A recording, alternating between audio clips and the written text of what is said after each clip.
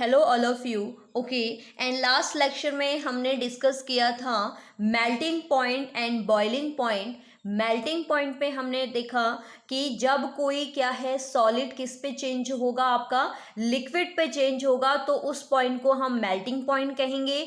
और जब आपका क्या है कोई लिक्विड वेपर पे चेंज होगा तो उसको हम कहेंगे बॉइलिंग पॉइंट। ओके, एंड आज के लेक्चर में हम देखेंगे कि इवेपोरेशंस क्या होता है, यानी कि वाष्पीकरण क्या होता है और इसको कौन कौन से फैक्टर इफेक्ट डालते हैं। ठीक है, मतलब किस किस का प्रभाव वाष्पीकरण पे पड़ता है, वेपर्स पे पड़ता है। ठीक है, तो इवेपोरेशन क्या होता है? The phenomenon by which molecules in liquid stage undergo a spontaneous transition to the gaseous phase at any temperature below its boiling point is called evaporation. It means कि कोई भी मॉलिक्यूल जो है वो किस फॉर्म में चला जाएगा, लिक्विड फॉर्म का किस फॉर्म में चला जाएगा, गैसीय फॉर्म में चला जाएगा, तो उसे हम क्या कहेंगे? इस रिएक्शन को क्या कहेंगे? आपका इवेपोरेशन। इट मीन्स वाष्पीकरण।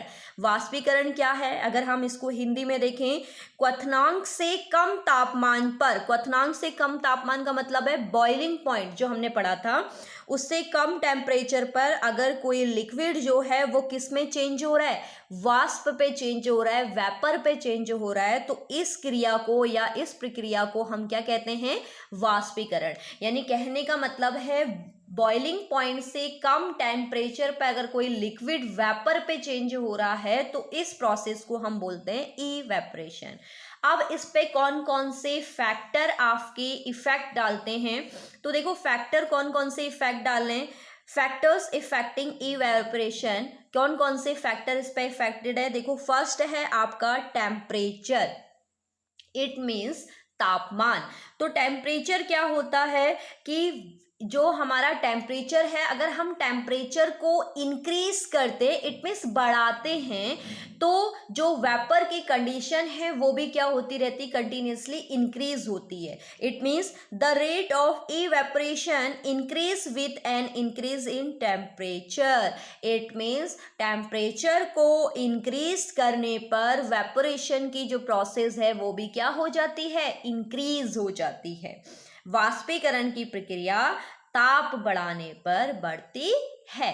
ठीक है, यानी कि इससे हमें ये पता चल गया कि जो टेम्परेचर होगा वो वेपर के क्या होगा? प्रोपोर्शनल होगा। इट मीन्स एक को बढ़ाओगे तो दूसरा भी बढ़ेगा और एक को कम करोगे तो दूसरा भी क्या हो जाएगा? कम हो जाएगा।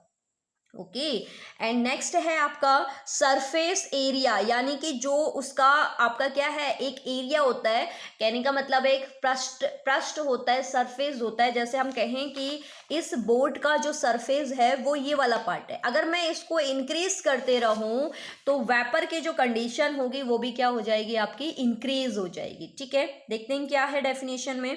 The rate of evaporation increase with an increase in surface area. It means surface area को increase करने पे आपका evaporation भी क्या हो जाएगा? increase हो जाएगा। It means पृष्ठीय क्षेत्रफल को बढ़ाने पर जो आपका वाष्पीकरण होता है वो भी क्या होता है? बढ़ जाता है।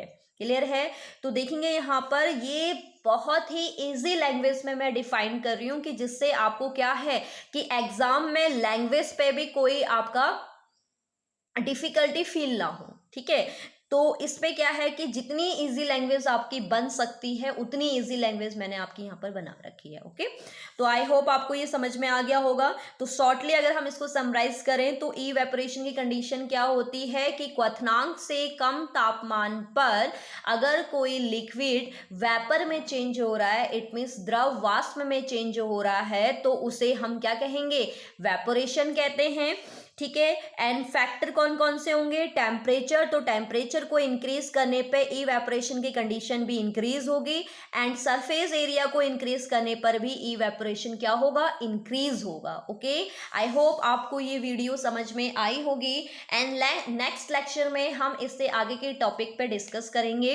ओके, और चैनल को लाइक एंड सब्सक्राइब करना ना भूलें। Thank you.